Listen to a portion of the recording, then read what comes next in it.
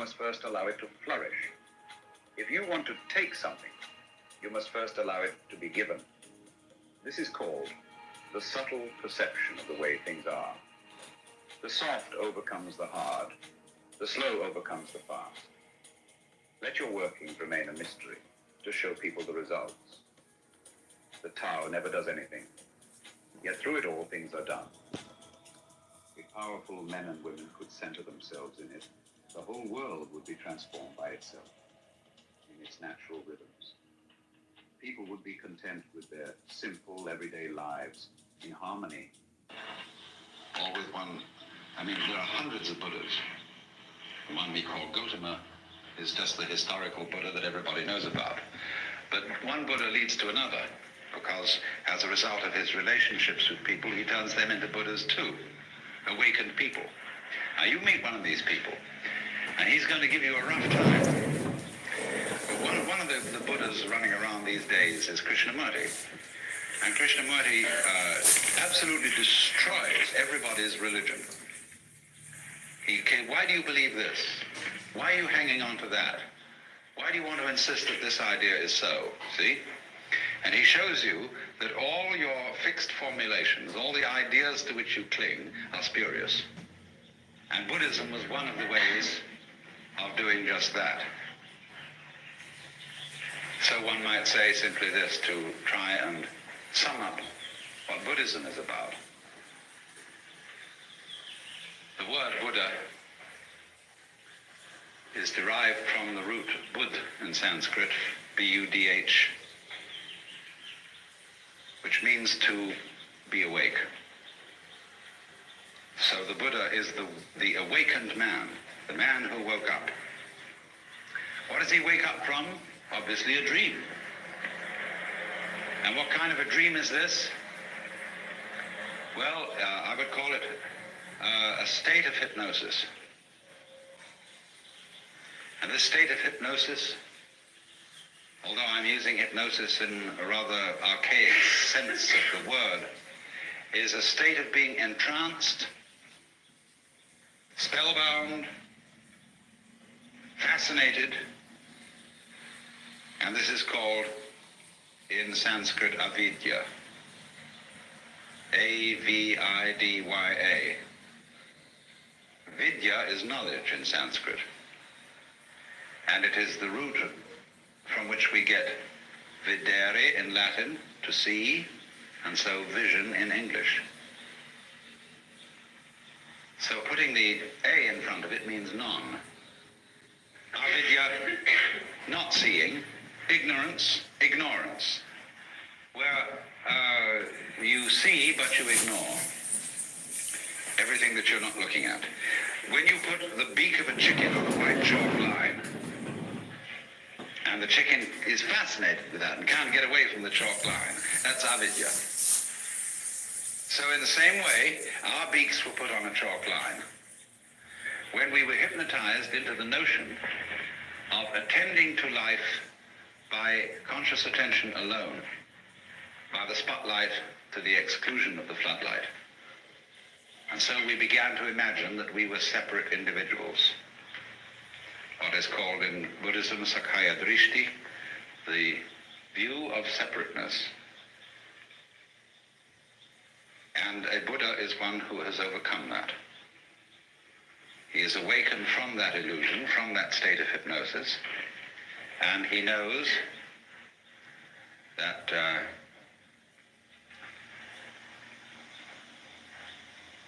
well, I can't put what he knows in any positive terms. Buddhism has no doctrines at all that you have to believe in. I don't care what background you come from, whether you're a Roman Catholic or at one extreme or a logical positivist at the other. Both are clinging to something, you see? And so the method of Buddhism is to knock out the underpinnings and say, well, not only do we not believe in anything, we don't even believe in not believing in anything. You know, you crawl into a hole and pull the hole in after you. But in this case, you do the exact opposite of that. That's a defensive move, to crawl into a hole. In this way, you crawl into great space and then pull the space out after you. And to go through this is pretty rough, because you can do it on what seems at first to be a merely intellectual level. So you can engage a group of people in a discussion, and you can start, whenever they propose an idea that is their sort of guiding principle of life, you demolish it, show that it doesn't hold water. And step by step you unearth, by talking with them, what are the fundamental ideas they're operating on. Everybody is. Everybody is a philosopher. Everybody has metaphysics, although they may not know what it is, because they've never examined it. But by this method you bring it out, and you demolish it. And this suddenly, what seemed like a very nice intellectual discussion, turns into sheer murder. People get really anxious. They develop all the trembles and the symptoms of extreme anxiety. And so they finally say to the guru, the teacher, well, heaven's sakes, what do you believe in? He says, I'm not proposing anything. I didn't set anything up. Well, how do you navigate? How do you exist? This is what's the problem. Because you see, what we're moving from, as I suggested a moment ago, we're moving from a state of affairs where we're accustomed to navigation on land to a state of affairs where we're in the water. And this is very critical for today, because the impact of modern science on Western culture has been very similar to this. In Christianity, we sing hymns like How Firm a Foundation and Rock of Ages, Ein fester Burg, a mighty fortress is our God. We've something to stand on. The church's one foundation is Jesus Christ her Lord, you know. And this firm thing. All right, suddenly all that disappears or becomes implausible. And we find ourselves swimming or sinking. Now, when you find that you're living in the midst of the universe of relativity, well, there's nothing you can hold on to. You've got to learn how to swim. And to swim, you've got to relax and stop grabbing. So this is what Buddhism does. When it says it's the art of let go of non-attachment. Non-attachment doesn't mean that you lose your appetite for dinner. It means simply that you stop grabbing. You get rid of stickiness. Stickiness in the sense that, for example, when a wheel has an axle that's too tight and it sticks, you want to loosen it up a bit. You don't want it too loose. You don't want it floppy. Like a lot of people, when you tell them to relax, they become like a limp rag. It's not relaxing. Relaxing is having still tone. But it's a middle way. So this is entirely what Buddhism is about. It's about learning, for example, if I may put it in a vivid way, when you were born, you were kicked off a precipice. And there's nothing that can stop you falling. And although there are a lot of rocks falling with you, with trees growing on them and all sorts of things like that, you can cling to one of those rocks, if you like, as it goes down with you for safety. But it's not safe. Nothing is safe. Everything is falling apart. Everything is in a state of change. And there's no way of stopping it. And when you are really resigned to that, when you really accept that, then there's nothing left to be afraid of. And when there's nothing left to be afraid of, and you've given everything up, and you know that a lot of people in religion cling to suffering because they know they are right as long as they hurt. Oh, I bless the good Lord for my boils, for my mental and bodily pains. For without them my faith all congeals, and I am doomed to hell's ne'er-ending flames. There are a lot of people who know that they're right so long as they suffer. But that's an illusion too. Even suffering offers no security. Even suicide offers no security in Buddhism, you see. There is no security. You simply have to face this fact that everything is in flux and go with it. And so the question then is simply how to convince people of this, if anybody wants to be convinced.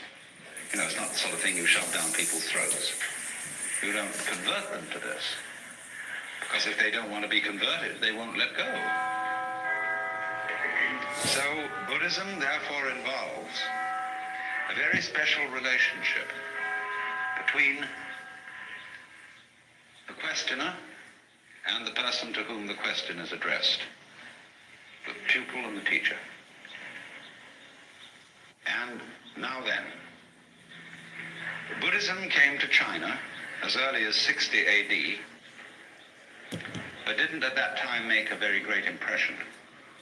It was not until about the year 400 that a very great Sanskrit scholar by the name of Kumarajiva came and started teaching Chinese scholars Sanskrit. And they worked with him to translate Sanskrit into Chinese. And they translated the Buddhist scriptures. They didn't, of course, do them all at that time, because the Buddhist scriptures occupy about as much space as the Encyclopedia Britannica. In fact, a little more. The Indians are great talkers. Well, anyway, they found that when they translate this into Chinese, they had to find equivalent Chinese words for the Sanskrit ideas, and they found these from the Taoist philosophy.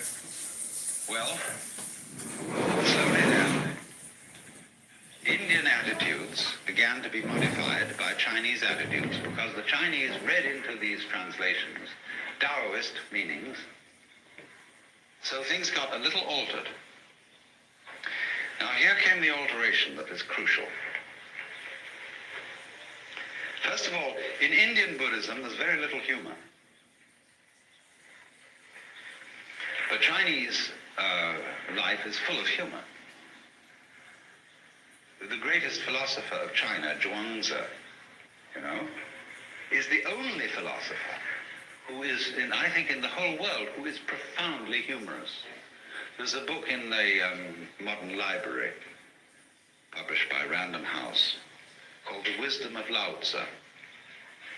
And this is translated by Lin Yutang. And he includes, along with the translation of Lao Tzu, huge sections of Zhuangzi.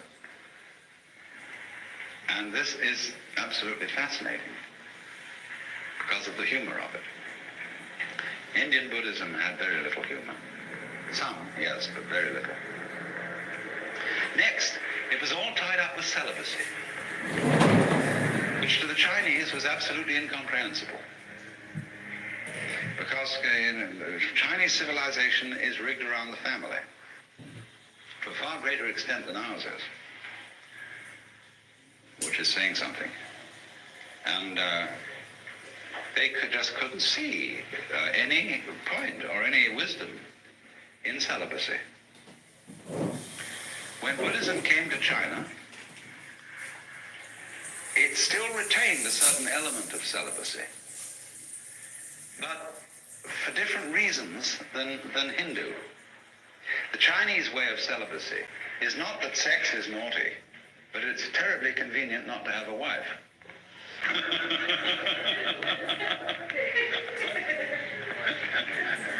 In other words, the ideal of the uninvolved life has a certain appeal, but they could never get through into their heads the notion that sexual desire was bad, which has always played a fairly strong role in Hindu thinking. Not in the same way as it has in the West. The Hindus don't have a guilt take on it. But they think that it dissipates your spiritual energies. And you see, in yoga, they envisage the idea that at the base of the spine, there is what is called the kundalini, the serpent power, or the force of psychic energy. And so long as it remains at the base of the spine, this force is dissipated in sexuality. Now, yoga is to suck this thing up the spine and get it into the head. And so then you withdraw from the manifestation of this energy, or the dissipation of it, in sexuality, and it's put on a higher level. Only which end is up.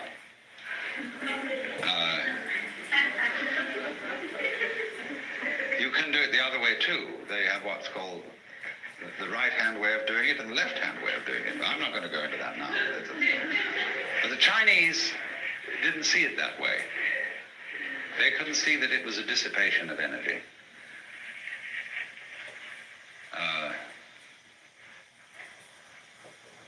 So what they wanted to aim at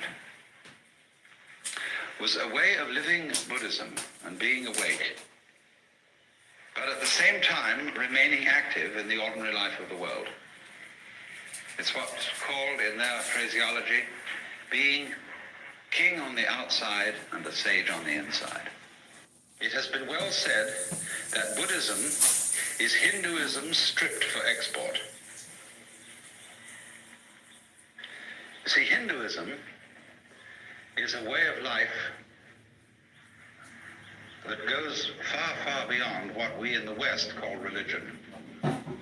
It involves cookery, everyday family life, house building, just everything. It's the whole Hindu way of life. And so you can't export it, just as you can't export Shinto from Japan. It belongs to the soil and the culture. But there are essential elements in it that can be transmitted outside the culture of India. Managing practical affairs, completely involved in whatever life is, but at the same time, inwardly living on top of a mountain, being cloud-hidden, whereabouts unknown.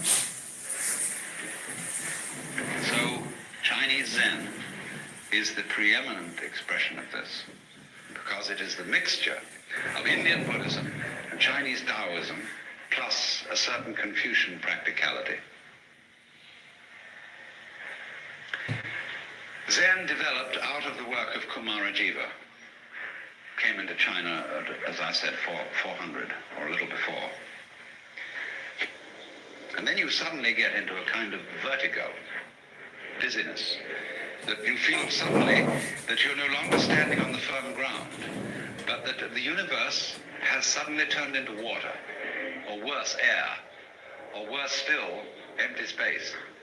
There's nothing to hold on to. Now, you see, often when one discusses religion with people, they say, well, I need a religion because I need something to hold on to. Well, that's the way not to use a religion. Because if you use religion as something to hold on to, your religion is an expression of unfaith. Faith is where you let go, not where you hold on. When the cat falls off the tree, the cat relaxes, you see? And so the cat lands with a soft thud and doesn't get hurt because the cat has faith. But if the cat in midair were suddenly to grab itself with all 4 feet and tighten up, see, it'd be hurt. And that's what people do when they say, rock of ages cleft for me, let me hide myself in thee. They want something to hold on to, you see? And that is unfaith. So the method of Buddhism, it's called the Dharma, doesn't mean the law, it means the method. The method is to knock the stuffing out of you, to take away everything to which you cling, to cleanse you completely of all beliefs, all ideas, all concepts of what life is about, so that you are completely let go. Doesn't, as it were, look over your shoulder and wander off to something else. Somebody who, first of all, he's completely here, and he's so much here that you can't phase him. Now, this idea of phasing is crucial in Zen. You see, I referred a moment ago to attachment, that Buddhism is living free from attachments. And I made the point that this is not abandoning a sense of a good appetite for dinner, but it's stopping sticking. In psychological jargon, you don't block. A mind of no hesitation, it's sometimes called. In Chinese, the phrase mo zhi chu is used, of going straight ahead. So supposing somebody walks up to you on the street and says, "Are you saved?" Now, most of us who are intelligent people feel embarrassed by such a question. You know, what's this wretched Salvation Army person or Jehovah's Witness doing asking me whether I'm saved or not? I mean, what is that, you know, what do you do with a nut like that? So, but as in Zen, this is a perfect moment to respond, see? To the most embarrassing question, are you saved? But Zen comes back in a very funny way. In Zen, one doesn't give philosophical answers to a question like that. You give practical answers. I had a boiled egg this morning.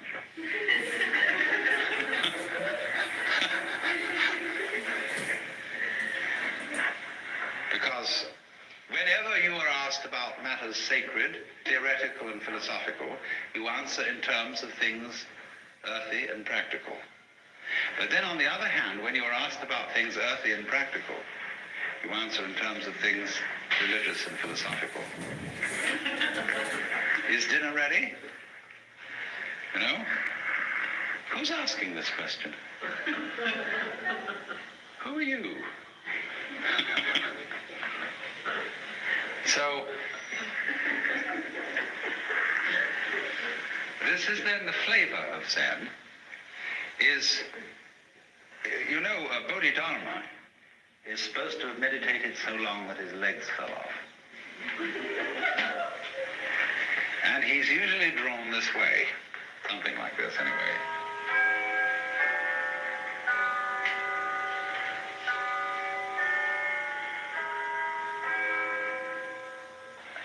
It looks like a shmoo. But in Japan, you buy these toys that are darumas. And they are so weighted in here that you can never knock them over. You can bat it on the floor, bat it this way, bat it that way, but it always comes up again. And so the poem says, 7 times down, 8 times up, such is life. So this is the principle of not being phased, not being attached. So to play the game, you can't phase me. Okay, Elon Musk is live. I'm going to switch over to live streaming him. Oh, negative. Oh, yeah, he is live. Here we go.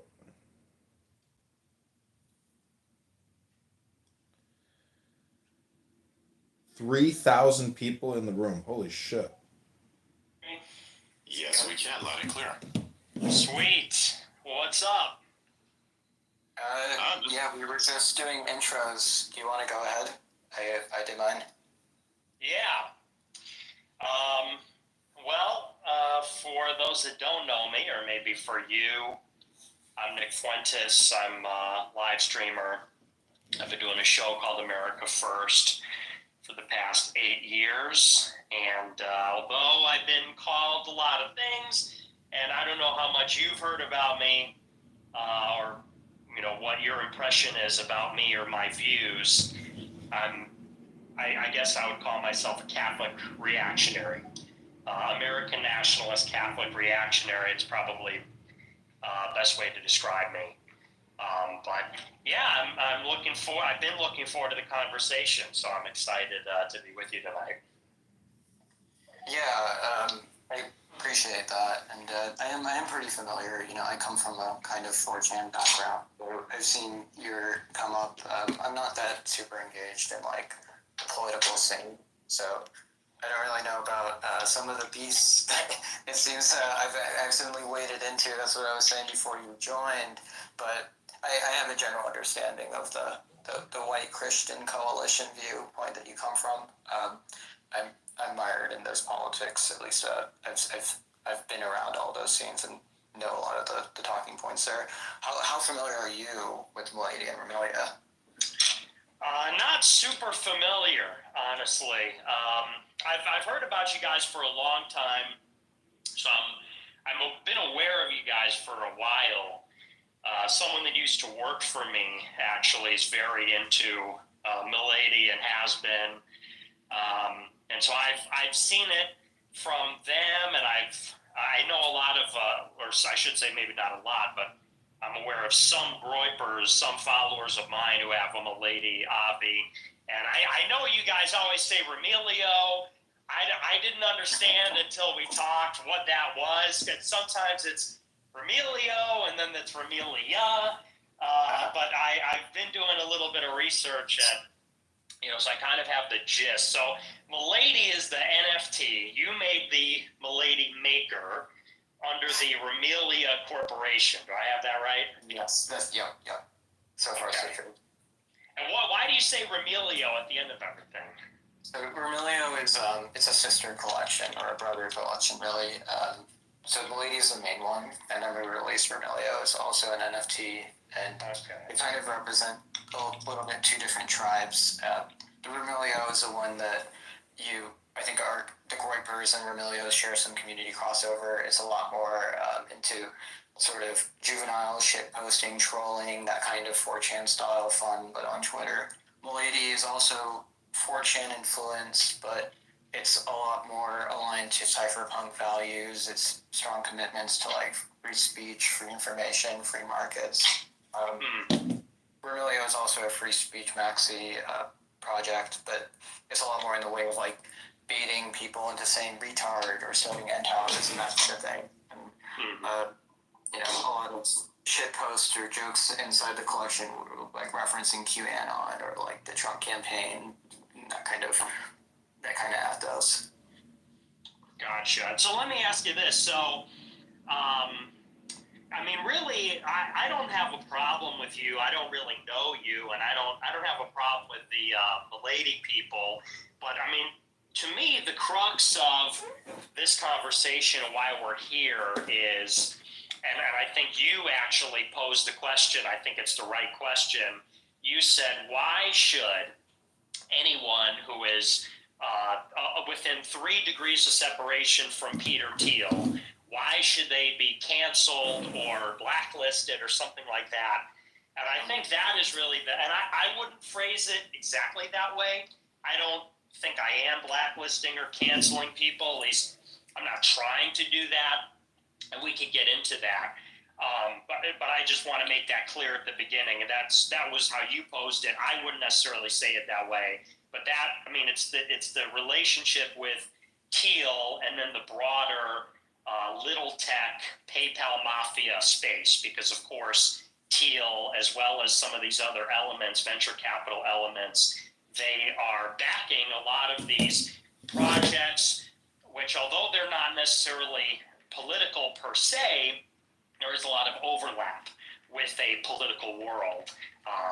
Like, for example, the Remilia after party, the Milady after party, following the Passage Press inauguration party. That's an example of the overlap. So let me ask you, because I know you do a lot of ironic stuff, and when I asked you, when I said, is this ironic, that sounded like a mic drop. You posted and said, I got a Peter Thiel grant. And I said, was this ironic? And that sounded like a mic drop, like, oh yeah? But it was that ironic. So I guess as much as you're willing or comfortable to answer, can you clarify what your relationship is with? Because I don't think you work for Palantir. I think that's a troll. But what is the relationship that you have with Thiel, if you can speak on that? Yeah, we don't have any. I've never met him. We've never taken. Remilia is entirely self-funded or crowdsourced through crypto. This happened really publicly, with a lot of intent, so that we could retain our autonomy. We've never taken private capital. I'm not exactly opposed to it. It's just something that we would only do when we can make sure that we can do so while we're maintaining our ideal. So we're very independent in that sense. I would love to take Peter Thiel even just $100 just so I could say that we did receive that money, because I think it's very funny, and that's exactly what we were memeing. Actually, if you look up that tweet, it's a pasta. It's not. We just put it. You can find 100 ladies having made that same post saying that they took money from Peter Thiel to. If you actually read it too, what it's saying is that Peter Thiel is giving us emails of tweets that we should retweet personally, like 20 to 30 tweets that he asked us to retweet. It's pretty clearly a joke. Okay. But the funny thing is, Nick, what I was so surprised is we were actually mocking libtards who had canceled us previously for other random associations. To add to the list, we've also done things with Praxis. They also get accused of being Thiel-backed. It's our native impulse is to, just lean into it. If people are going to accuse us of things, it's funny, and we're just going to mock them and put out bait to get fake cancels, like light a fire and just, have a laugh. But what was surprising to me is I didn't even know that there was a general Thiel-backed conspiracy from the right. I spent the last few days trying to learn a little bit about what your position was there. And I guess, you're anti-Zionist is what it comes down to, right? Well, that's certainly a part of it. I mean, I would put it simply by saying that these people like Mark Andreessen, Peter Thiel, Elon Musk, they all come from the PayPal mafia. They all come from that tech venture capital world. Like, there's significant overlap with, Andreessen was on eBay, and, Thiel was into Facebook, and Andreessen is an advisor to Zuckerberg. And, so these people come from a very specific milieu. And there is also big overlap with the intelligence world. Obviously, Palantir was funded by In-Q-Tel in the beginning, and first contractor was CIA for 10 years. And so I'm very suspicious of their connections to the intelligence world. That's a big part of it. And then I would also, to make it very simple, I would say that I don't think that my idea of the right wing aligns with theirs. I think that, one of them, I forget off the top of my head who said it, but they're Silicon Valley liberals. They claim to be Silicon Valley liberals. Peter Thiel is gay. Sam Altman is gay. Many of them are immigrants. Thiel, David Sachs, these guys are immigrants. They're pro-gay. I don't think any of them are Christian. Thiel, allegedly Vance became Catholic at the behest of Thiel. He's super into Girard. But there's it's a little dubious because he lives a gay lifestyle and he's not going to go to a Catholic church. So, and Thiel is maybe one of the better ones, arguably, if there are better ones. So you have this group of basically secular humanist, socially liberal, techno-libertarians, and as a Catholic nationalist, who I wouldn't call myself, strictly speaking, a white nationalist, but I do support white identity politics. I find myself totally at odds with them philosophically, and I think that they have put a lot of money into these projects to convince people that it's basically to create a Trojan horse. It has some of the trappings of like a dissident right movement, and it styles itself in that way, but it's concealing the fact that, that they're really bringing forward this libertarian liberal agenda. And then I feel like that with Trump. I feel like that with this populist movement.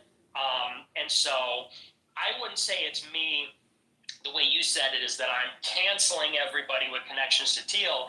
I want to make it transparent so that people understand exactly, where to follow the money and who's paying who and what they're getting.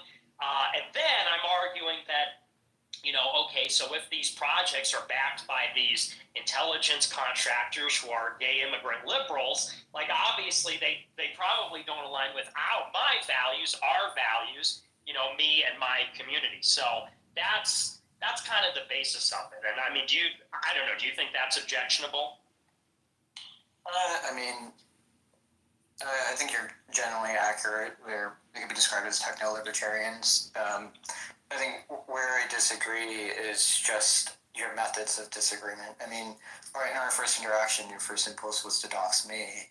I I've historically very strongly argued against doxing in any fashion. I'm a big believer in the marketplace of ideas, with as Twitter or any blogging, all as a commons where we can share a discourse and debate openly, and in private, not be persecuted for what you might have shared in the comments, with the comments being a place where we can just, even like on your show, you often do bits. You're not very serious about everything you say, but people can take it out of context and treat it very literally, and it's in bad faith.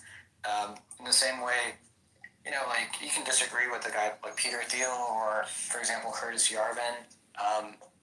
But what's shocking to me is you come in here and you're like doxing them, and you're like doxing these people that are like, I mean, I've talked to them, and not all this list of figures, but like Passage Press, for example, they're good people. I agree with like everything they say, but they are advancing the same kind of right of bringing back an open discourse and these sort of like the dark intellectual web and these ideas that were suppressed over the last 10 years under, the last censorship.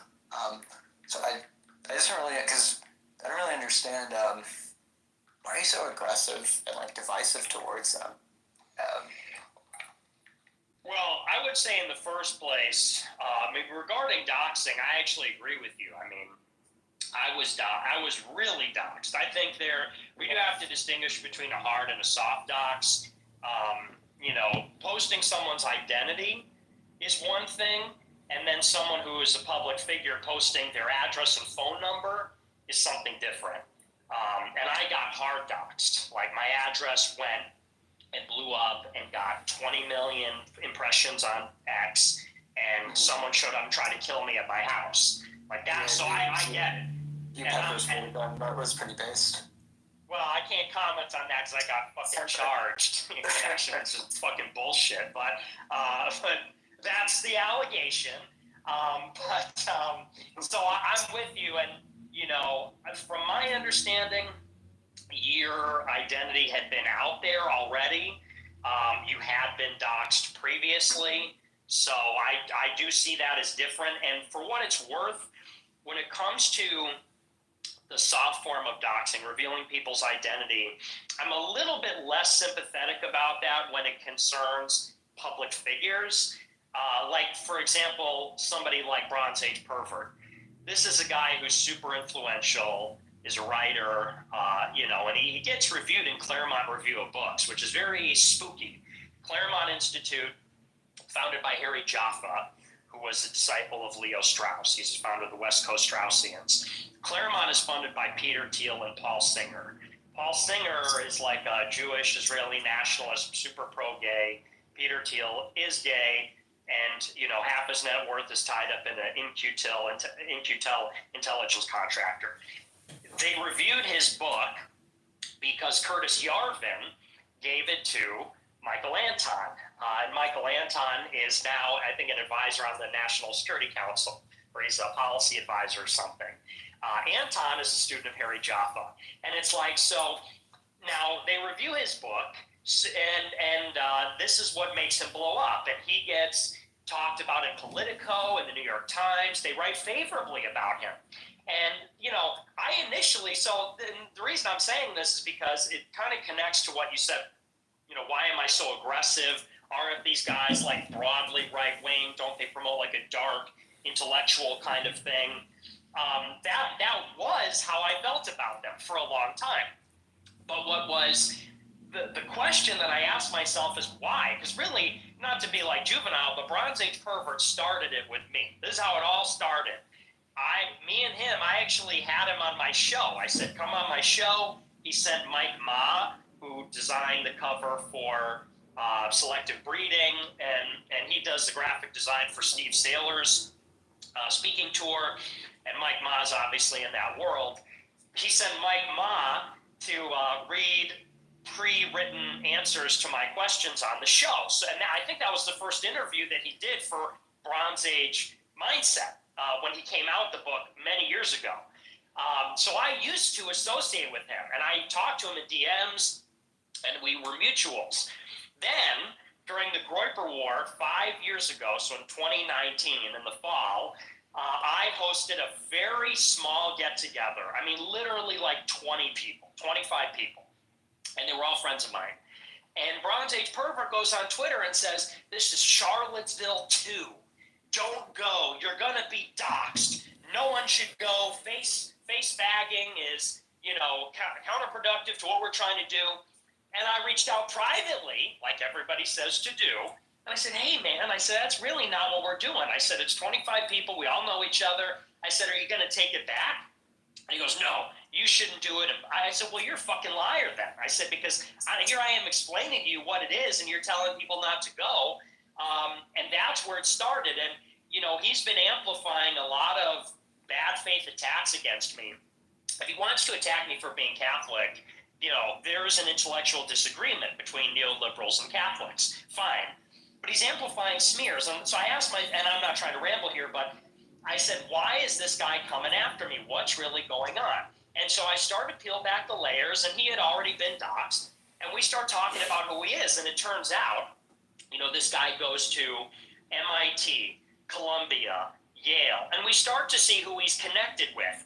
He was at Columbia at the same time as Bari Weiss. She writes an article in Columbia Spectator in the end of 2004. He writes an identical essay for Columbia Spectator in early 2005 about Columbia unbecoming. People can look that up. It was a big controversy about pro-Palestine professors on the campus, and all the Israelis were trying to shut it down. And Bari Weiss was working for this group called the David Project. Then she goes to Israel to get trained up by Yoram Hazony to write op-eds, and then she writes under Bret Stephens. She's the protege of Bret Stephens. Hey, Nick, you're Yeah. You're kind of. I'm sorry. You covered all this ground before. I'm sorry. Let me.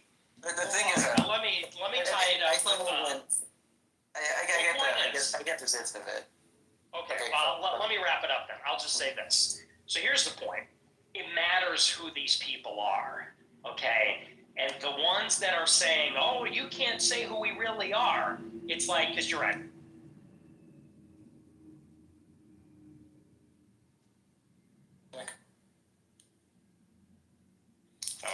I think he disconnected.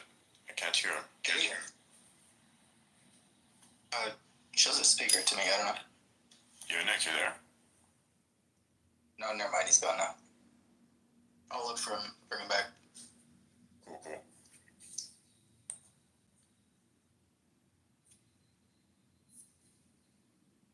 Yeah, spaces are glitchy sometimes, even if you are interacting with stuff on X, or say are getting a few reactions. Sometimes you may get disconnected, so this is quite normal. This happens all the time.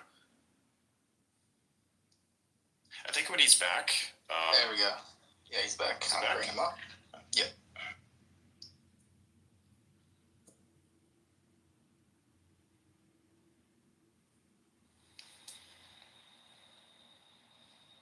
You might check.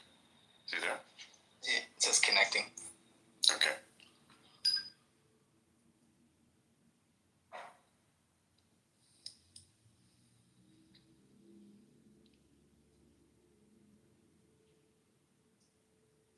Yeah, space is real glitchy today. I can't even see Charlotte on the stage right now. Really? Yeah, but on my That's other crazy. monitor I can, so I don't know. It's just weird. So he's requesting? Didn't see him. To me, yeah, for Nick it says connecting with a little circle. Adam, what do you see? Connecting. He's stuck Yeah, on it says connecting. Charlotte is here. Charlotte, you still there? Yeah. You can hear me? He just left. He just Yeah, we hear. requested. Okay, there you go. It looks like he's gonna try again. Should we bring somebody up? Hey, can you hear me? Yeah, we hear you. Yes, we can. Okay. Yeah. Yeah. All right. So, yeah, I'm here. So just to finish my point, I apologize for rambling. I do think it matters who these people are, and I think the public does need to know. I think that it only benefits basically dishonest, subversive people to be so preoccupied with, you can't know everything that I'm about. I find it very suspicious, and that was a perfect case. And I'm aggressive against these people because honestly, they started it. But I'll let you respond to some of that, and then I could pick up from there because I realize we haven't heard from you in a minute. I'm used to doing a show, so I'll just keep monologuing. So you go ahead. It's okay. It's just also like I don't know Bob's story. I'm not going to be able to be in a position to defend him, so it's inappropriate kind of to rattle off these stories where they can't defend themselves. And I don't know. I've never even actually like directly talked to the guy. I'm a fan of his work. I'm a fan of his book and his writing. I cited some of his ideas as influences in my own thinking, and I think that's what's the most important when you're discussing the question of illuminating who's a glowy, who's a Fed, who's CIA. I think it's more important to look at what it is that they're actually advocating for and the products of those actions. I wrote a post about conspiracy hermeneutics and the kind of way that conspiracy thesis is formed. You have to, by nature, any piece of information you can't know if it's being obscured or faked. You have to assess it with some degree of skepticism. So the only way to know how true something is by forming like a cluster where there's enough smoke so you can assume there's a fire, but you'll never be able to prove it. In like the question of if somebody's actually a CIA agent or a secret Zionist or whatever it is, you'll never be able to prove it 100%. You can only base it off of these like chain of connections, these associations. But it's very, very corrupt to bias, and easily be fed by paranoia. It's much more practical if you just look at what is the output of what they're advocating for. So that's what I assess my peers. As an example for Bat, he's a Nietzschean vitalist. Maybe some accuse it of being a bit homoerotic in his posting. I think he does that as a joke. I don't know, but he's advocating for strength and vitality in young men, and I think that's a very productive thing to advocate for. I don't see why Feds would come in and encourage that. It doesn't make sense that it's not productive to the project of protecting the state from a dissident resistance, which is really what this dissident right forms collectively, including your camp. We're all part of a general revolutionary movement, very similar to the leftists of the 70s, starting from theory and moving in slowly into institutions and into praxis. But when I look at then your camp and you're being divisive, it does seem to me like that is what a Fed would do. If there was a Fed in the space, they would divide against other on the right and also invoke a purity spiral. Finding reasons to. As an example, you don't like the Jews. Some people do, some people don't. If they do, though, that doesn't mean that. And you think the Israeli lobby, etc., is bad for America project. I have no opinion on that. My opinion is that I believe in American liberalism, and I'm looking towards the future where I'm an AI accelerationist. My head's off into 100 years from now. I'm not concerned about these nation-state politics. I'm just not mired in that kind of contemporary politics. But when I look at something like, as an example, Curtis Yarvin's techno-libertarianism, I think there's a lot of great ideas there in his discussion, and I don't think I saw a video of outside of Passage Presley. Some of the Quakers were throwing coins at the guy. And, that's not conducive to an intellectual discourse. It's just harassment. It's the kind of things you expect the left to do on the right. You don't expect it to come from inside the right. That's my contention. Well, I would reply to your first point because you said, it doesn't really matter the whom. You said it matters the what. What it is that they say. Yes. And I want to read to you a short quote from one of my favorite authors. This is from Palladium magazine. It says, a peculiarity of contemporary American political life should in conclusion be remarked on. It is worth noticing what happens in conversation or debate, in person or in the press, when anyone tries to shift the subject away from discussion of abstract political and foreign policy ideologies It's to concrete questions of who and whom. If any party wishes to talk not of ideals and philosophy, but about who actually is making the decisions in government, who is their teacher, mentor, associates, and so on, the response from the usual voices in public is vehemently negative. And yet, despite its unpopularity, the greatest insight comes from precisely this type of history. You know who wrote that? I am guessing Yarvin. Costin Alamariu. Dr. Costin Alamariu wrote that in Palladium magazine, which is funded by Peter Thiel. I think he's talking about a different kind of situation, though. We're talking about intellectuals.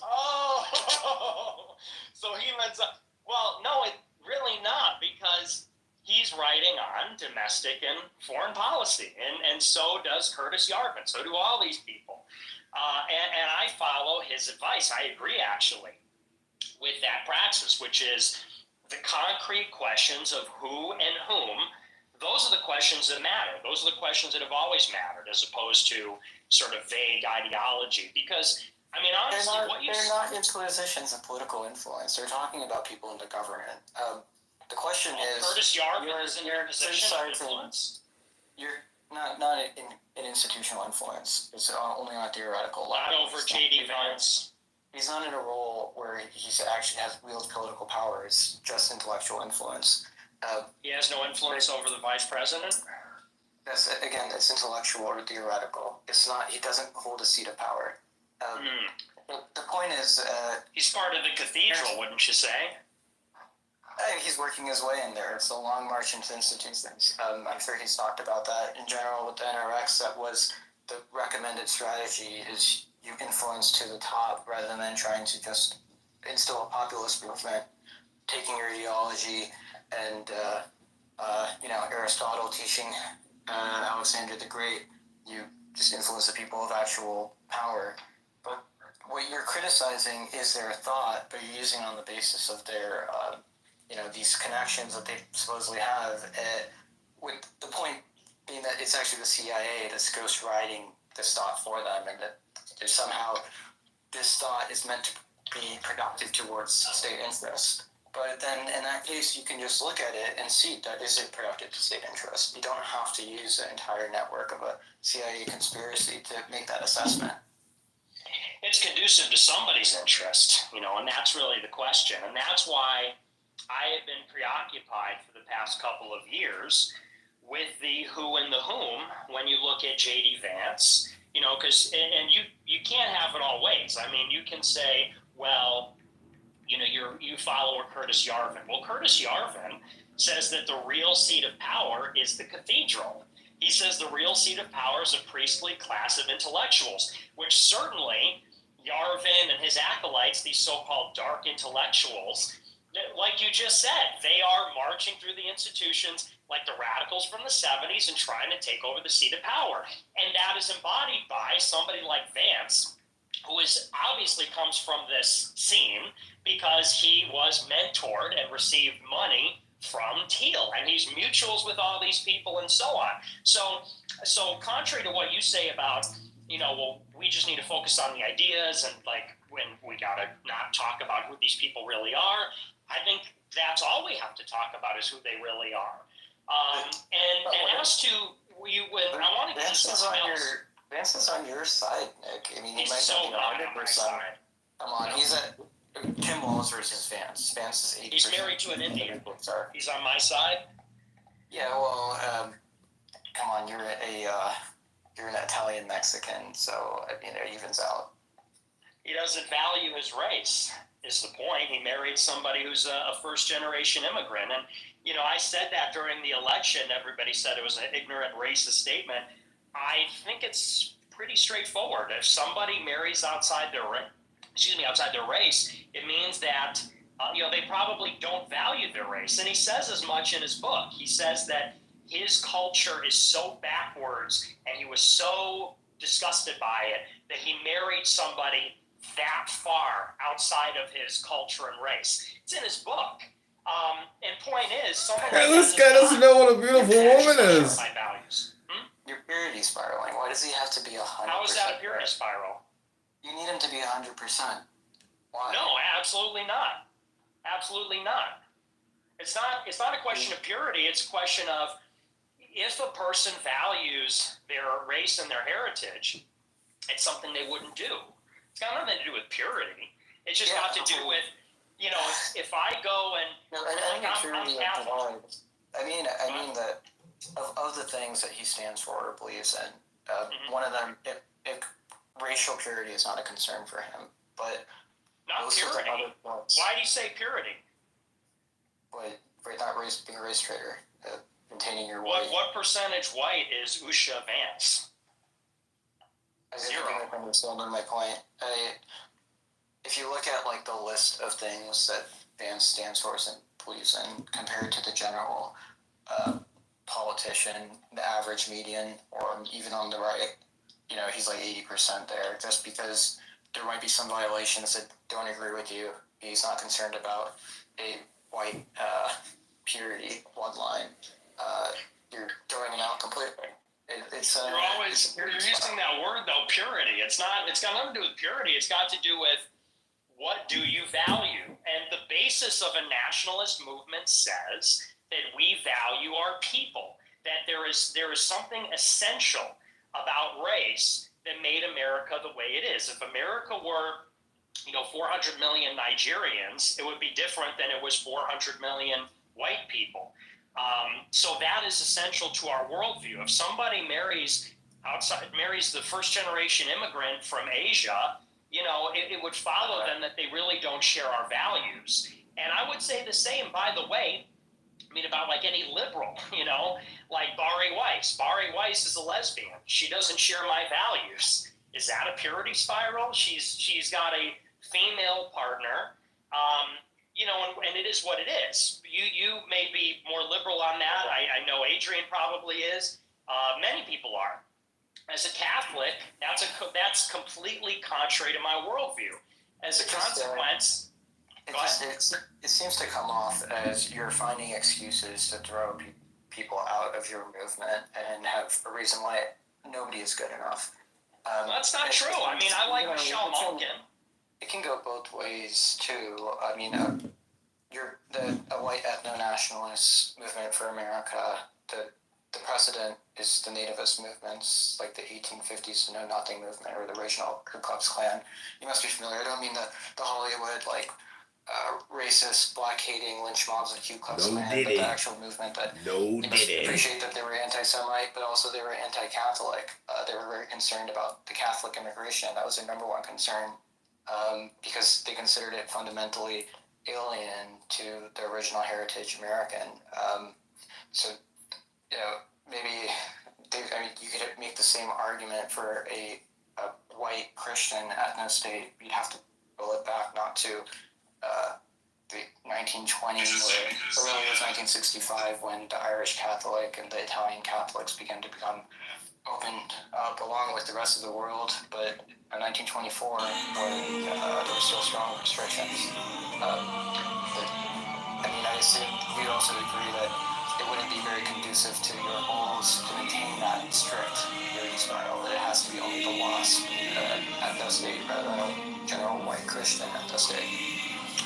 You're bringing up things that have nothing to do with the subject at hand, which is, we represent in this time, that was 100 years ago, in the intervening 60 years between 65 and today, we've had 40 million immigrants come in here, probably more, that the vast majority of them are not white and not Christian.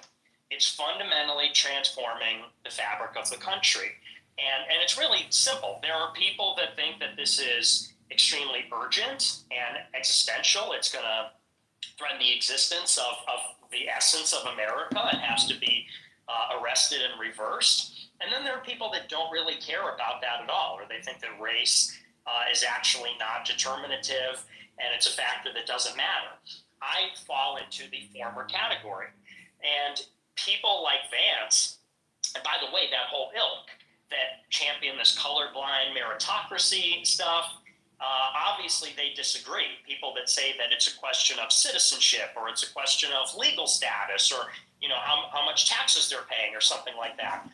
It's a difference in values. And point being is, I don't know why all of a sudden you're defending Vance. All I'm saying is I disagree with them. All I'm saying is we have to look at who they are. Yarvin, Vance, Teal, Babb. We have to look at who they are, and we have to be aware of what their values are, what their connections are. And I think that we're really not on the same page. And you ask me, why am I being divisive? Why am I being aggressive? I'm not. It didn't start out that way. Initially, I was like you, and I said, Babb says things that are similar enough until he started attacking the Groypers. And I liked Passage Press and Sovereign House until they banned me. I was in talks with somebody to do an event at Sovereign House. And one of the owners of Sovereign House, Nick Allen, was open to the idea. What? Okay, you're we're going off kind of on me. spiraling. Yeah, we're kind of spiraling here. Something that This is about the subject. You said, why am I divisive? Actually, Let me just say one thing there. hang Let me just say on. one thing there. No, I don't care, Nick Allen. It comes off to me like you're acting whiny and you're complaining about the whole piece. So you're whining about okay, guys, calm down. All right, look, Nick, let me ask you something. Why are you rattling this off? I don't even. I don't know. Okay, Mike. Adrian? Yeah, I can hear. Okay. Charlotte, can you hear Adrian? Yes. Okay, cool. All right, guys. So something I want to ask you, Nick, is let's say someone is of a different race, but they do, to a certain fundamental point, embrace some of the values that are important to the country in which you're in. Would that be fine? Because I think your whole struggle is more so about values than it is about race. Is that correct? No, it is very much about race. And if there is an individual, well, and let me put it this way. I think that we can have people that are not white in America. There are people that are not white in America. There's large numbers of them. But if America becomes mostly people that are not white, it will be a different country.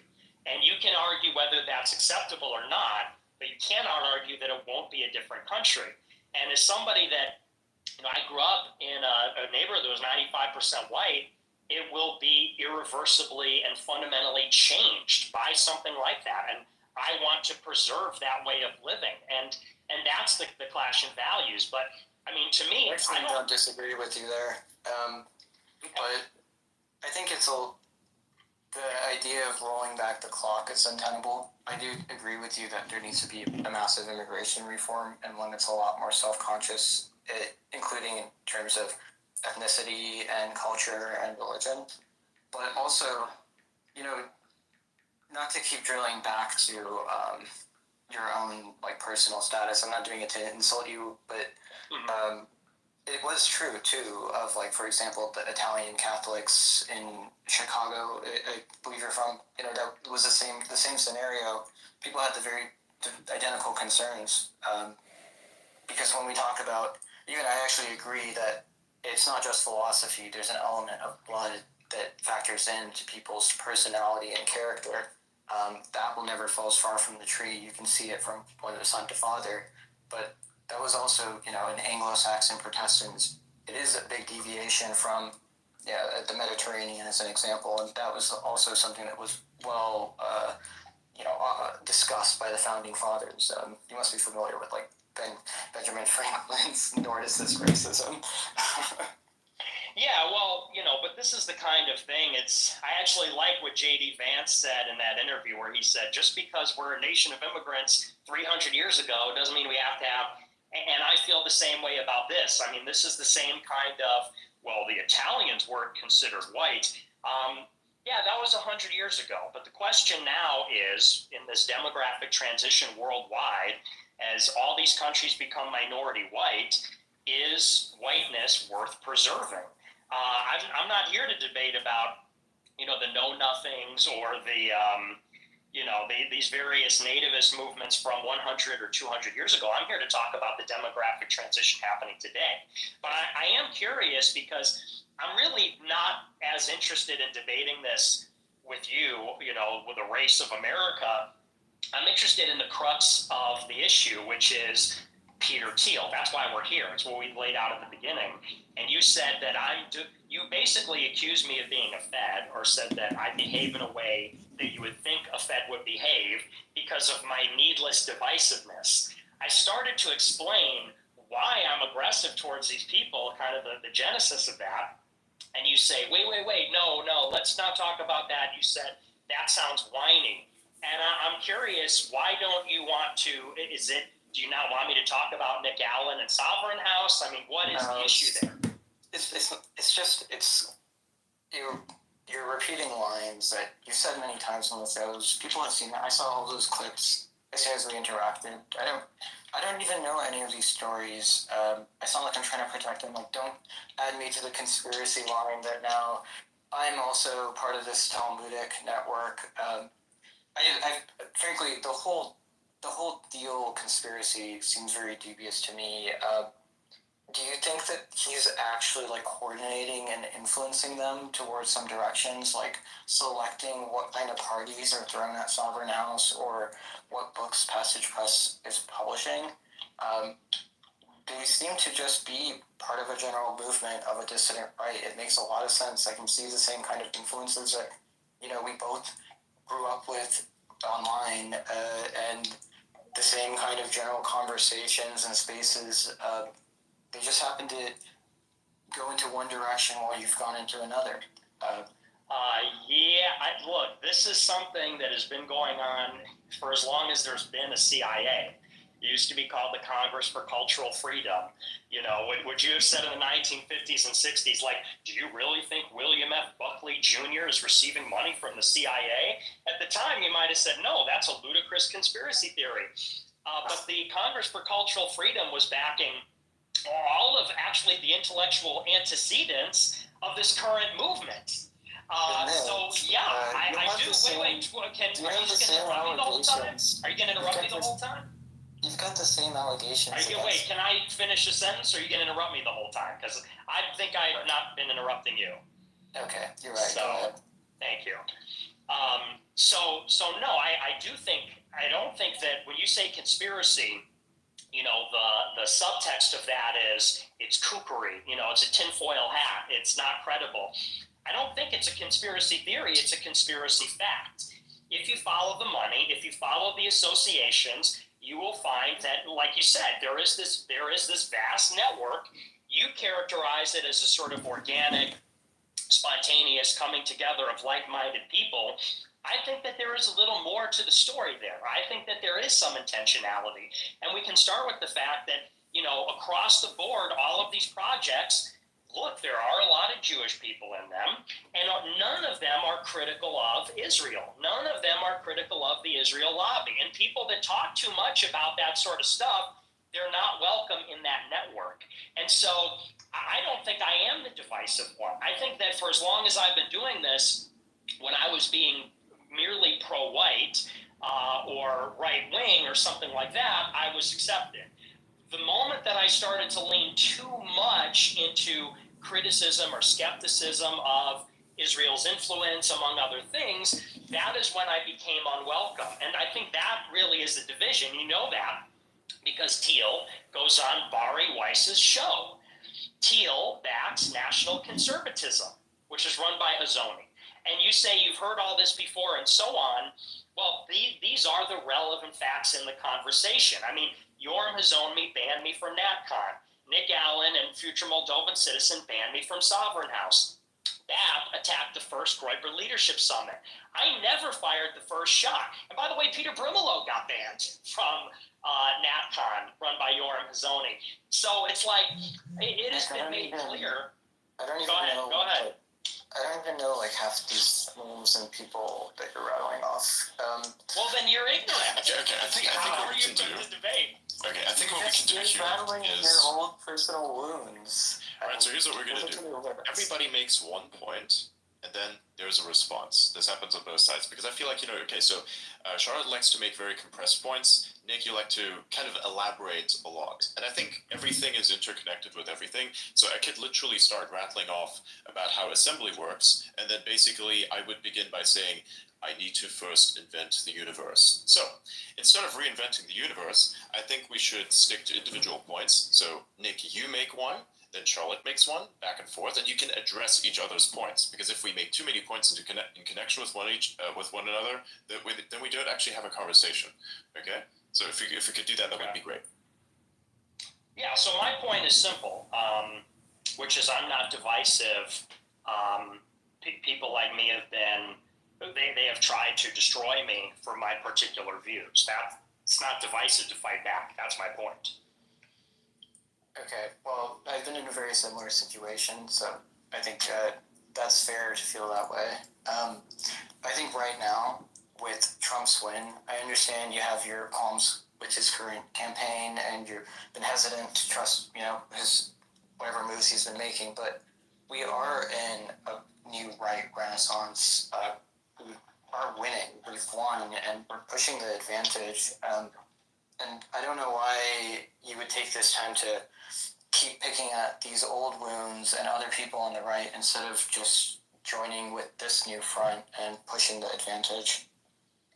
Okay, well, I'll answer with one singular point. Why am I not just joining up with the new right?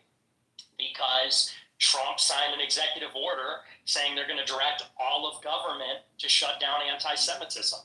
Am I not somebody that has been, and by the way, I don't identify that way, but am I not someone that has been accused of anti-Semitism? So, it's sort of hard for me to there were like, at the Passage Press party, the one that you were at and the one that you hosted the after party for, so many of the people there, that were there have tried to destroy me. People like Steve Bannon. And it's not picking at old wounds, but you're asking, why won't I just join up with them? It's because they want to destroy me and my movement, and for one very good reason. You could take a wild guess, but we'd have to get into the who and the whom, rather than their abstract, Nietzschean vitalism or whatever they want to call that. It's an ethnic war, and if one ethnic lobby has money, and they're using that for influence, it's just what it is. Naturally, you'll defend your own race. I'm sure you see that yourself. You do the very same. It's a natural incentive. I don't think it's a conspiracy. All you have to do is you just win by having more influence and better political positioning. And I'm not saying you need to join up with anybody, but you can make tentative diplomatic friendships or truces, and just you experience a very serious deplatforming, and you've now come back. You're getting platformed again, and you don't need to be in this attack dog mode, rather than just taking your platform and putting out your influence, putting out your views. During the space, I got a lot of pushback. People were saying that, like, I can't platform Nick Fuentes. I told him that first of all, I believe in platforming anybody. I think everybody should be able to express their views, and just if you don't agree with them, debate them. But also, second, you already have your platform. It's not like you don't have a stream every day with your followers. But why isolate it rather than just entering the conversation with everybody else? I don't know any of the history between all these other players. I just got suddenly caught up in the middle of it. But all I stand for is I don't engage in these contemporary politics so much as I'm just interested in the actual ideals, and maybe these guys are, but for me, it's philosophy. It's about American liberalism. Yeah, I guess I'm just sort of confused because, sometimes you'll say you don't know any of the lore and you don't know the people, and then other times you say, yeah, these are your talking points. We've heard this before. And all I'm trying to say when I spell this kind of stuff out is because, exactly what you're saying, I would describe that as the first 5 years of my career, what you're describing, which is, look for agreement, and try to form a broad coalition and try to gain influence that way. That was the first 4 or 5 years of my career. And what has effectively happened is that the more that you push on one particular issue, the more that you get pushed back on, you know, and you're right. If I were to change my whole MO and what I talk about, I'm sure they would all these people in this vast network would love to work with me. But it is my obstinate refusal not to omit or censor that part, which is why they won't. It's not for lack of willingness to participate or cooperate in the network. I would love for Bronze Age Pervert to join the space right now, or Lomez, or any of them. And I've been clear about that for a very long time. It is that group that says they will not interact with or talk to or promote anybody that they deem anti-Semitic. That's just a fact. And so, my impression is it's not anti-Semitism; it's the doxing that's the concern. That's not. That's not it. That's absolutely not it. It is the fact that we are talking about those things. And by the way, I didn't dox you. You've been doxed. Well, you did. So is Bronze Age Pervert. You promoted it on your platform. Now, for me, it didn't matter. That was like I've long been through it, but you don't know that. Like that could have been something that would escalate into something that could create threats on family, or that kind of thing. It's the same.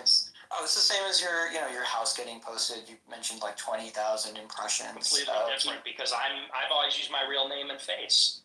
It's completely different. It's the same situation where it's an attempt to silence somebody by making them feel uncomfortable. So which is it then?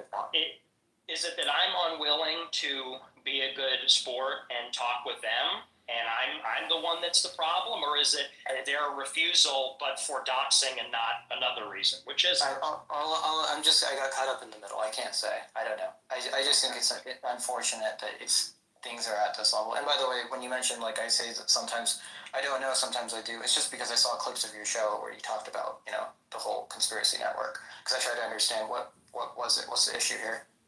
So I didn't know until last week. Yeah, I mean, I don't know. I just feel like I've been saying a very consistent message throughout, and on my show and here and elsewhere, which is, I told you at the very beginning what I stand for.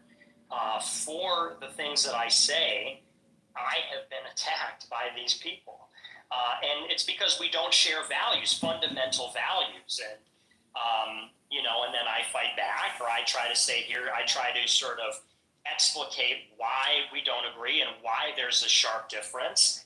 And then I get told I'm whining, or then I get told, some other thing or whatever. I just feel like I'm putting out a very simple and straightforward message, and there's all this kind of like ad hoc equivocation coming from you and from these people, because I think I've been very crystal clear about what I'm about and about the history, the record. I'm totally transparent and open about the whole thing. None of these people want to, like you, to your credit, you came to the space. I'm curious who told you not to come, because I called you out.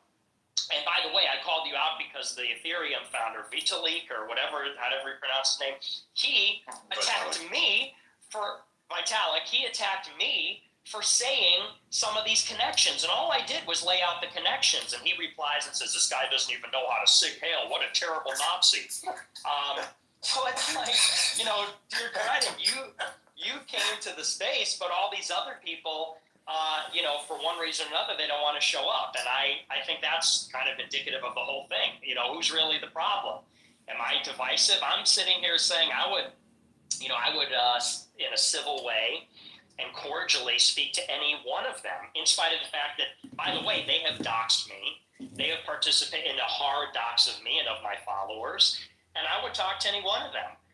But they won't reciprocate that, and I think that's because they're a part of a network that is pushing a very specific agenda, and that is contrary to what you're characterizing it as, which is a spontaneous, organic, coming together of people. I think they have a very specific agenda, and I don't agree with it, and that's really what it amounts to. And by the way, when I say people, it wasn't any of them. I didn't talk to any of them about this space. It was just people from the community, people. Ladies on both sides. There's people in our community who think you're a fad. There's people who think you're like a great, they're your fans. I just listened to both sides. But my concern too before going on was like, is this guy going to use a platform to like harass and slur me and my family? You kept it very civil. I appreciate that. So that's what other people were warning me, that it might become dirty. And that would have been deciding whether or not to do this. That was my biggest concern. Like, is this going to be a serious conversation? Listen, I believe in what I believe in. I'm an independent person. Remilia we represent. Honestly, I understand why we have crossover, because we're a big tent. We're an umbrella community to just any kind of free speech and dissident state movement. We on all sides, when you mention like things like, I don't know, lesbian, LGBT, we have that in our community too. But the beauty of it is that they're all brushing shoulders, and even if they get in arguments and fight, they're still kept under the same tent. And that's why when I look at I haven't seen your show. I'm vaguely familiar. I've seen your memes. I've seen the funny clips. You're a funny guy. But suddenly I interact with you, and there's like all this drama and dirt being flung around. Even like Vital, like you're calling him deal backed because he received a Founders Fund grant back in like 2015. I mean, you must know that Steele is not involved in Ethereum. Like come on. I called him Teal backed, and even though he received Founders Fund money, that's the definition of backing. And do you think Theo is involved in like directing any of Ethereum's development? It's extremely decentralized. By definition, he is involved. Yes. I think there is discrepancy. It's like not backing, but backed in the past. It's like, say for instance, if Elon had, he donated, I think it was $100 million to OpenAI back in the day, that doesn't mean that he's backing OpenAI. Quite the contrary, actually. He backed, in that sense, financially, OpenAI back then, right? So from this perspective, you can say it's like backed, not backing, right? You include Theo in the conversation around Ethereum because of that. You're implying that Theo is somehow manipulating its direction and influencing it. There's a lot of overlap. I mean, like Nick Allen is a big Ethereum guy, and he rolls at Sovereign House with the Teal people. Isn't Allen's dad in the CIA? Aren't his parents in the CIA? I don't know. I hope I'm not stepping on any toes with that, but it's like, that's the kind of stuff I'm talking about. It's like all these people whose parents are in the CIA, they're all tech people, they're all running in the same circles in the same network. Obviously Teal didn't like create Ethereum himself, but and by the way, Founders Fund is not just about the money, it's about the network that is created. So he might have gotten a small loan of $100,000, if that's how you want to put it, a long time ago. But he clearly is part of that vast network. And who replied to his tweet? Polymarket. Polymarket replied retardio to his tweet. Polymarket, Peter Thiel's an investor in Polymarket. So, it's like, and, Sovereign House, which is run by Alan, who's an Ethereum guy. Sovereign House hosted Passage Press's Passage Prize, who publishes Yarvin, who's Peter Thiel's guy. So it's like, you don't want to hear the connections, but you also say it's this vast conspiracy, and I don't really buy that. I don't. There it is. This is like you're really stretching it in here. Okay. Well, people can judge anything that's a stretch. I can tell you at least, like, Ethereum, Peter Thiel is not involved in the Ethereum Foundation. You can see if you want to go and dig into it, it's quite transparent in the history of Ethereum.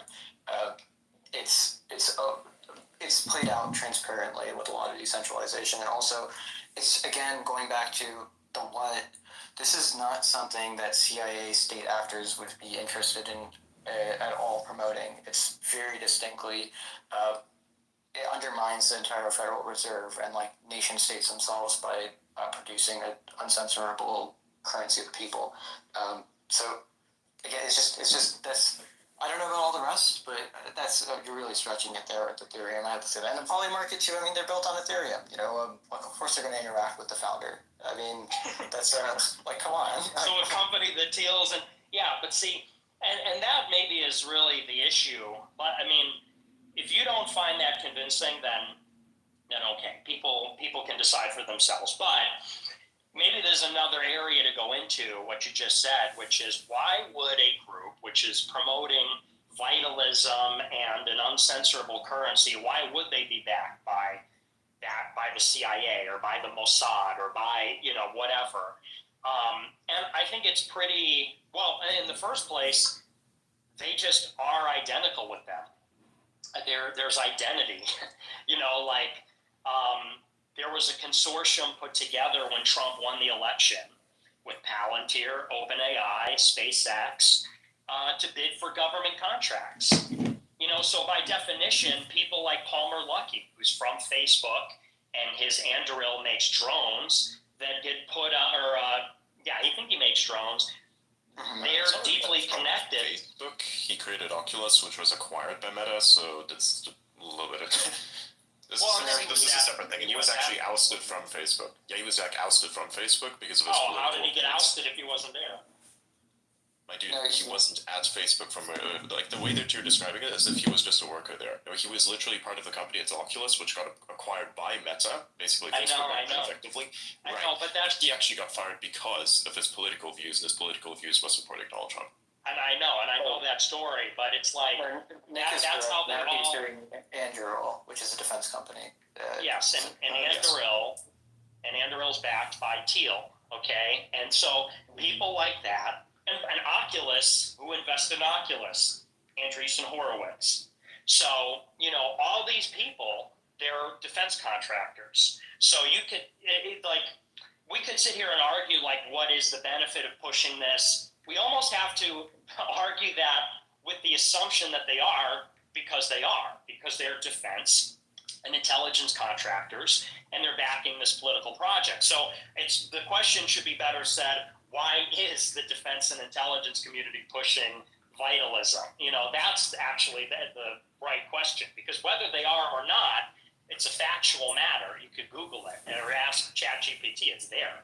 So I think the reason Yeah, but what's the problem with people investing in something that they believe has profit in the future, like it yields profit? I mean, if, for instance, I would have the opportunity to invest in Anduril, and I had the money to do so, I would do it, actually, because it's a very interesting project. And I think it is, important for, warfare in general. Warfare in general means defending the thing that you have, which is, a nation.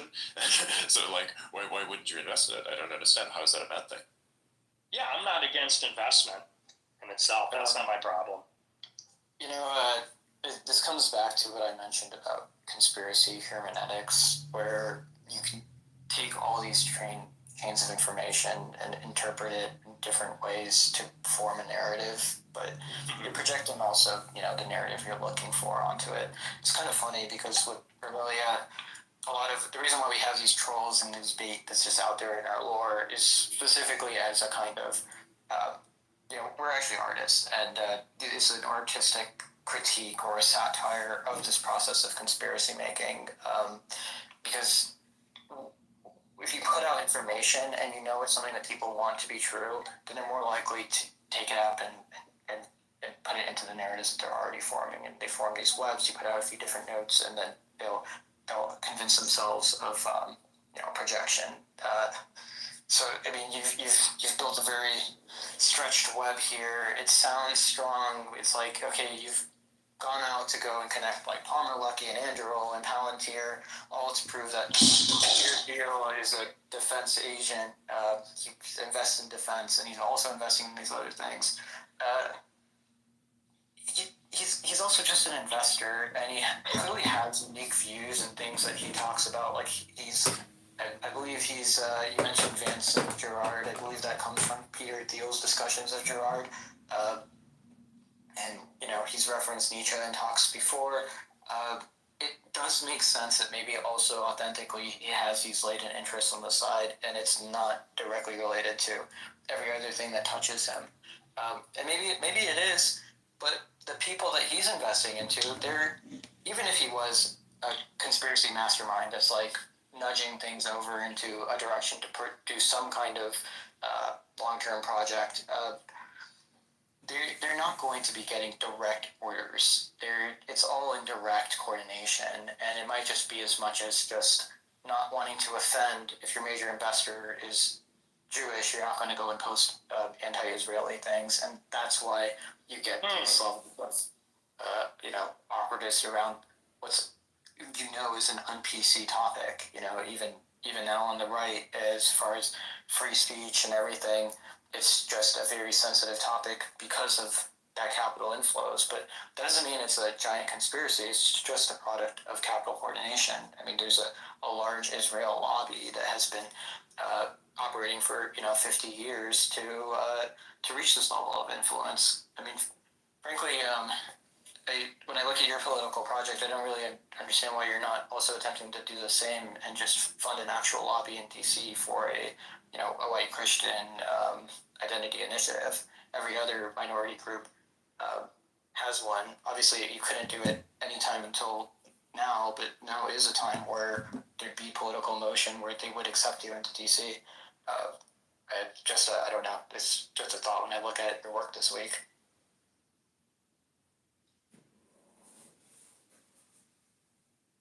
That's just how the game is played.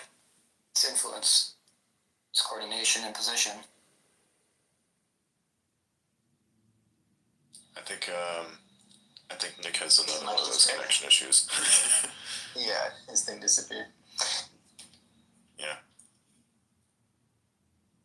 I kind of want to get back, when he comes back, I do want to kind of shift back to the whole cultural discussion, I think, which I believe is the most relevant. Because we can, talk about potential connections and what they might mean, or we could talk about the stuff that we actually agree/disagree on. I think when it comes to, values, he continues to mention values. He kind of, wraps them up in this conceptual connection stuff that he keeps doing, right? Which is fine, just fine. It's just that I think we should discuss the crux of whatever culture he's trying to put through. Specifically, I actually want to address something about the country changing type of thing, or countries themselves changing. But Hey, I was. Hey, can you hear me now? Yes, we can. Yeah. Hey, so I was just gonna say, in response to what you just said, it's sort of interesting because you say on the one hand, you say, they're not really directing people to say things. There's not a top-down conspiracy just because you've put together this web of connections. At the same time, you say, though, maybe they don't want to offend their Jewish investors, and that's why they don't talk about Israel or the Jewish topic. And yeah, I mean, it's a principle called subsidiarity, which is to say that, Fox News is not going to tell Tucker Carlson, here's what you're going to say tonight. But if Tucker Carlson deviates from what Rupert Murdoch wants, Fox News will terminate him. Case in point. And so really it's a difference without a distinction. Maybe they're not directing it from the top down and writing the script for every shit poster on Twitter who's part of the network, but every shit poster who's part of the network knows that if they cross over into certain territory and it's going to get them in trouble, then they're not going to do it. Or, they don't receive the money if they're identified as having the wrong opinion or something. That's really the point. And that's why it matters who they are. That's the whole question from the very beginning. Why does it matter if someone's getting money from Thiel or 1 or 2 degrees of separation? It's for the reason I just said, which is that, if there's money flowing to them, which is coming from these sources, which is coming from, Thiel runs Palantir with Alex Karp. And all you have to do is look up who Alex Karp is and what he said to understand that what you're saying is the reality. You have said the actual truth. When you say people don't want to offend Jews in Israel because the investor is Jewish, Alex Karp, Google him and what he has said about the far right in Europe, about his fear of being defenestrated by Christian nationalists. Case in point. So with that, I guess we've exhausted that topic. If I heard Adrian said he wants to get more into culture, which I'm fine with if we want to talk about. You said you're a liberal. We could talk about that or whatever else. But that just to wrap up a bow on what I've been saying the whole time. It's I do disagree with that network, and the network is closed. It is closed. They do not want to hear from Catholic, critics of Israel. And you know that because I'm not the only one that's banished from it. Anyone who's associated with me is banished from it. Anyone who has my views is banished from it. So anyway, so that's that. I just I just don't think it's the anti-Semitism. I'm not going to name names, but there are anti-Semites in that network too. It's not like you're the only one to be. They're not. Okay. Adrian, do you want to move on to the? Yeah, I do want to move on to the content. So Charlotte, how open are you with your identity, like, you know, race-wise, belief-wise? Like, how open are you? It's like I dox people. People have like looked me up. I think it's irrelevant to my general online presence. But I'm a Kashmiri pundit. I'm Indian, so it's often a subject of attack. Yeah, I can imagine, especially with what's been happening over the last couple months. Of course, you know, I'm pretty sure you were aware of the whole H-1B situation. It was a great time to start it, by the way. This whole argument, you know, around Christmas time, where everybody like who normally works very hard goes to spend time with their family. Luckily for me, I'm a person who is constantly active because I love the internet. So I was there when all of this melted down, which is absolutely fascinating. But kind of to the point, though, I think that where I think Nick and I would, for instance, disagree on the idea of values and representing them. I think it is very telling of a nation when someone who is foreign represents that nation's values more than the people within the nation itself who were born there, for instance. Because I think, let's say, you have what is a white feminist, or you have an Indian who is not a feminist, and who is then also someone who represents my exact values as a white person, if I would happen to be one who now lives in America, right? So let's take that as an example. Who should I be dating? Who should I be marrying? Who's better for the country? Are you asking me? Yes. I think that these kinds of questions obscure the reality, because there's a question. That is the reality. That is the reality. The reality is that quite a large percentage of the population that would otherwise be very suitable for, say, carrying on the next generation are just incapable of doing so because their brain has been rotted by all the nonsense that they've ingested because of the society that has fallen. I think you would even agree that the society has fallen. You do this kind of like would you rather. Like I don't like would you rather questions because we can use politics to shape society. You know, so people will say things like, "True, but you cannot unfuck this. You cannot unfuck this. This is the thing, unless of course you want to." True, but well, wait. But how do you characterize a situation being fucked? Because I'll give you really good examples. Poland and Russia became communist for a century, and everything was fucked. It was completely fucked. But when communism ended, they were still Poland and Russia. If the United States becomes full of non-white people, it could be communist or capitalist. It will irreversibly be changed and never be the same as it was. So I think that's worse. Here's why I don't think the communist argument necessarily works here.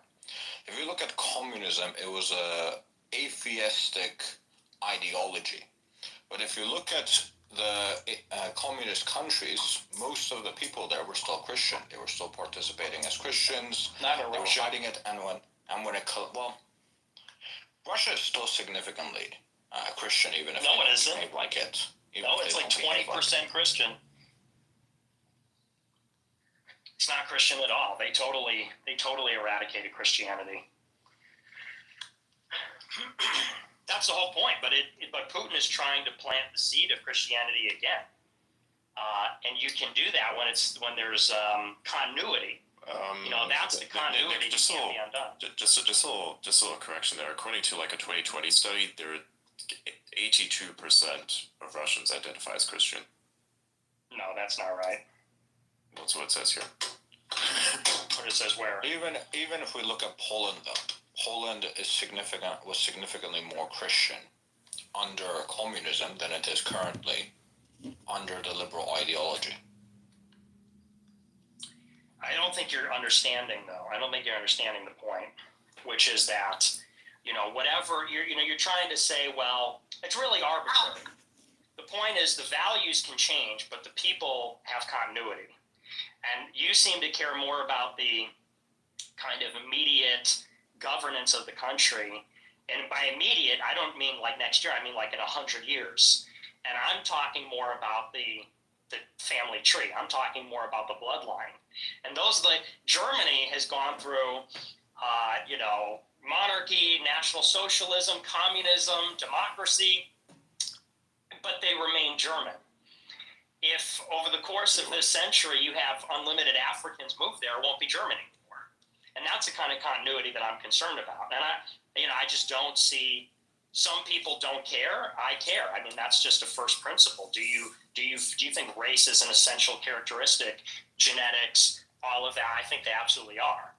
I think if you're not gonna have a birth rate because the people of that country are fucked or they can't find a proper mate, and you're basically stuck in a position where you're gonna have one kid and it's with a feminist, in that situation you're way worse off because there's not even gonna be a future of the country in 1,000 years if that's how you're gonna continue.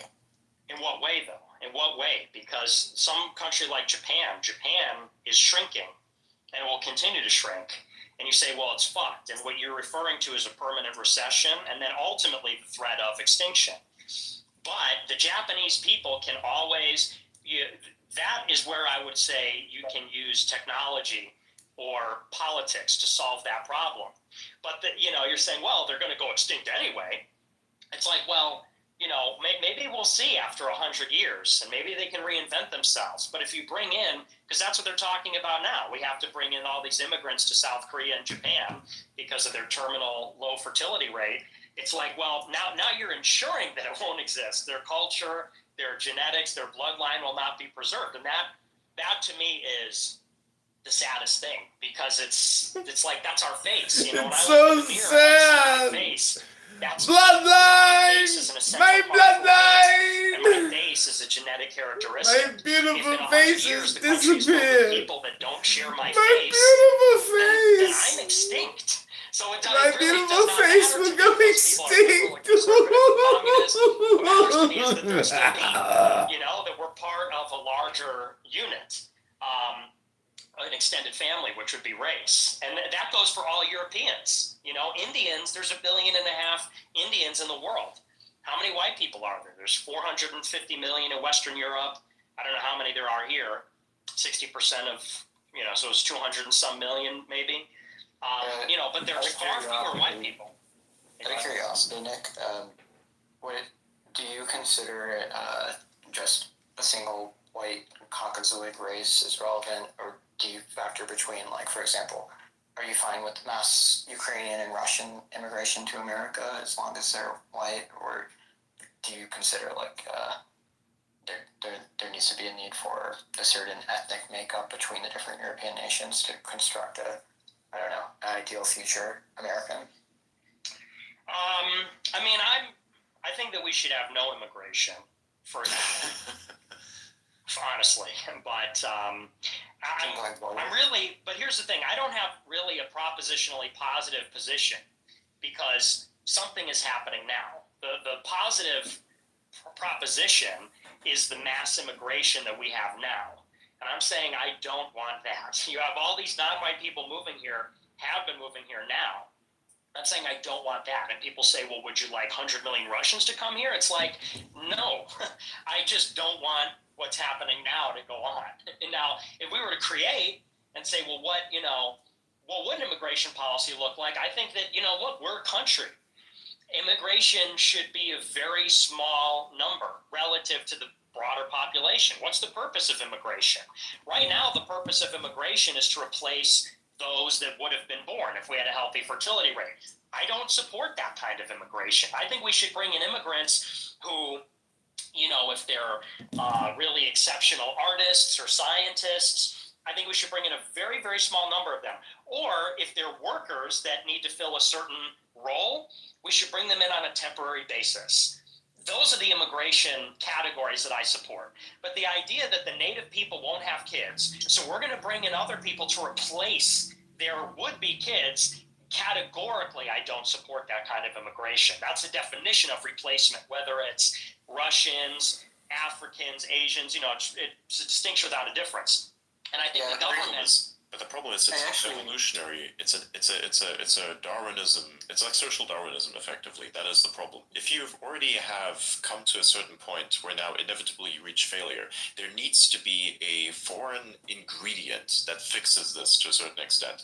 Because look, things are not fixing themselves. We look at Japan, for instance. They're extremely isolated. They have an extremely isolationist culture. They've had this type of culture for thousands of years. And where has it led them? Right. So I think historically, the American original Puritan colonies, they did just grow independently. They didn't even have much mixture between the different colonies. So it is absolutely possible. It's true for most nation states too. While there is some mixing, it's fine for a race to grow internally. I actually don't disagree with Nick in a kind of strong shutdown of immigration and a focus on fertility policy inside the nation with only high-skilled immigration. Honestly, what I wonder, though, is Nick, you're obviously a white nationalist and very concerned about saving the white race, but isn't that a bit like the white race itself? Don't you define, a little bit more fine-grained than that? There's not... even the American was always understood as a certain almost new race as a product of not just the Anglo-Saxon, but the other admixture from the Nordics, and then a second wave of Mediterranean. That's why I ask about like Russia. There hasn't been a large movement of Slavic blood into America, but when you define just a general, white Christian, you open that up, and that would change the constitution of American, blood character. Yeah, I mean, there are a lot of Slavic people. It just depends on where you go. Like Poland, they think Chicago is like the largest Polish community outside of Poland. It's like millions of them. They're not Russians, but they're Slavic. But I think that, I mean, I guess I get what you're saying, but I would say America is an established country. So no, I don't think we should have massive amounts of immigration at this point, from any country for that matter. Like I said, I really support immigration because immigration's a policy. We can choose who comes in here and who doesn't. And I think why should we let them in? Because they help our country. And to me, what's beneficial is they provide their skills, they provide their art, and that happens in a very limited quantity or for a temporary basis. And that's it. But it's not to come over here to be, setting up colonies. Because that, even with Polish people, that is sort of in effect what they do. Like a lot of Polish people, it's funny, my grandmother is like sort of racist, and she doesn't like the Polish people more than anybody. She's very old school, she's a different generation, she's 80-some years old, and she gets along with the Hispanics and even the black people. She's like, Polish people don't speak English and blah, blah, blah. And irony being is like, this is just another kind of diversity, and they're setting up another kind of colony, and it's like, I just want to live in America. I want to live in America, and America's distinct. So whether they're coming from one place or another, at this point, it doesn't matter to me. But, the question is really... I don't even disagree with you. I'm just curious about, because you're looking at the immigration shutdown now, but I mentioned earlier, I'm thinking in terms of 50, 100 years from now, as a future American immigration policy. What seems to make sense to me is a lot of self-awareness about a selective immigration.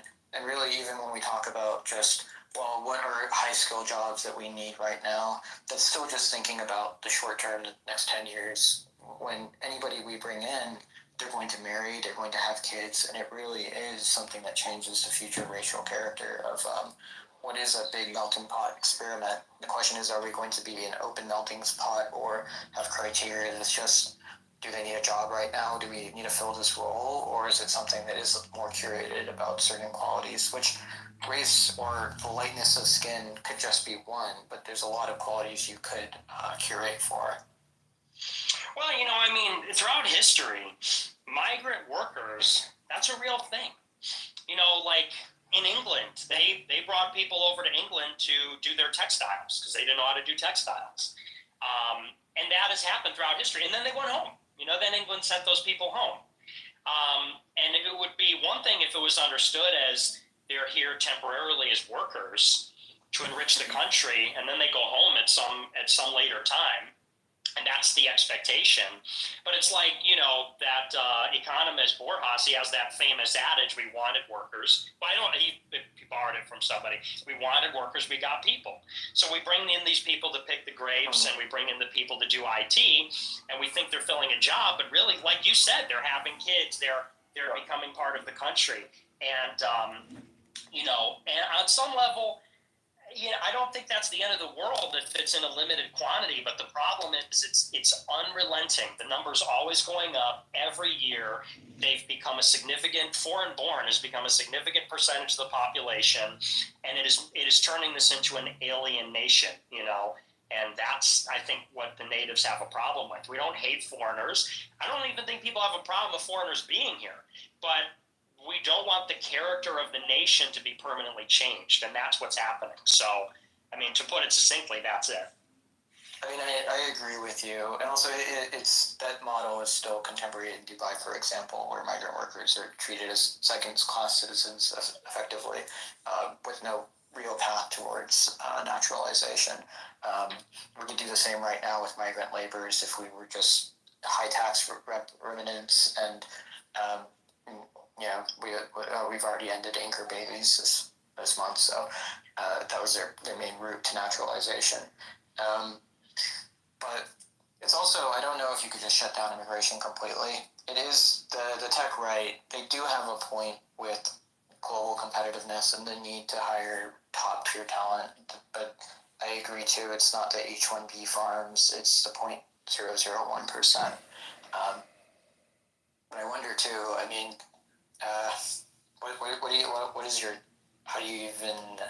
What's your policy or your theory on reviving the fertility rate? Do you think it's just about more money to the middle class without increased fertility? What's your thesis? Well, I think that, and this, I hope this doesn't sound like a cop-out. If I was going to talk about government policy, there is no government policy that works. Russia, Hungary, they've tried things with some success, but it's limited. I think that, the crisis that is happening it's a spiritual crisis. It's a lack of religiosity. I think that, feminism is a huge part of why the fertility rate's low. And I think that the only way, here's the irony. I talked about this on my show the other night.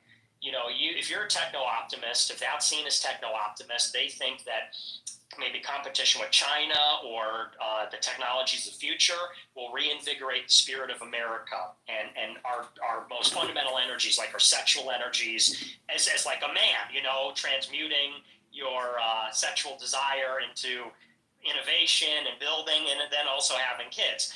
But I don't actually think that's sufficient. That's the big idea, is like, if we just do tech, everyone's going to get excited, America's going to be prosperous, but it doesn't solve for the actual problem, which is the spirit. I don't think technology can revive the spirit. I think only the spirit can revive the spirit. So, the country that has been able to reverse the decline in birth rate, or you could say a country that is advanced but has a high birth rate, is Israel, to their credit. And I don't think it's government policy.